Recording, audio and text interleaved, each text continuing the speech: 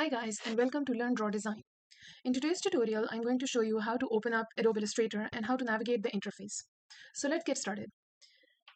Here you will first click the Adobe Illustrator app, and then once it opens up, you will click on New File.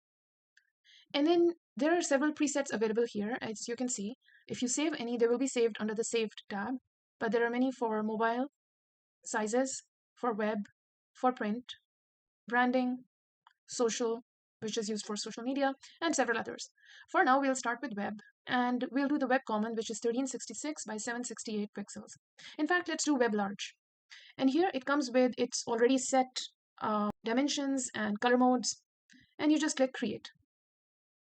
Now, once this opens up, you can see that there are some panels on the right-hand side. This is the properties panel, the layers panel, and the libraries.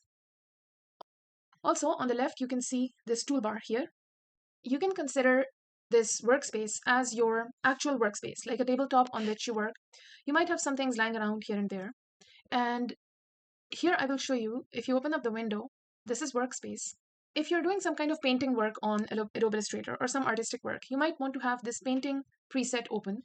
The color, you can see the color panel here, the swatches and libraries on the right side, and all these brushes, strokes, and symbols, which is a preset if you want to work more efficiently with illustrations or artwork. Now, if you want to work on typography, you again go to Windows, Workspace, and you might want to pick typography, which will change the area in which you work, and it will have all these presets of character so that you can work more efficiently with things related to typography, paragraph, open type, and all these other options. Now, if you start getting overwhelmed by all this noise around, you can go to Windows Workspace and then pick Essentials. This will reset your workspace to become more neat and tidy again. Also, on the left, you can see there's this toolbar.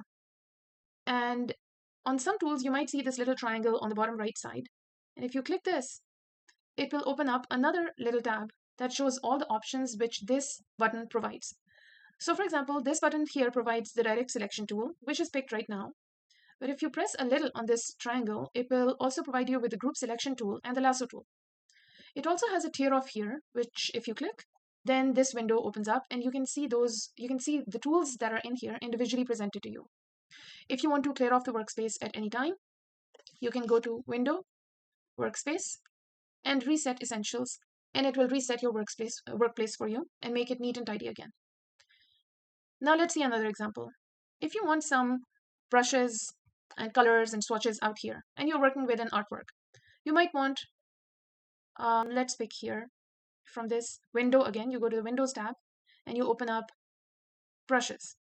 When you open up Brushes, this little window opens up, which provides you swatches, brushes, and symbols. Now, if you pick on any of these words, suppose you click the swatches and drag it out, you can separate the swatches panel from this panel.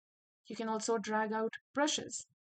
So now you have 3 different panels from the same one area.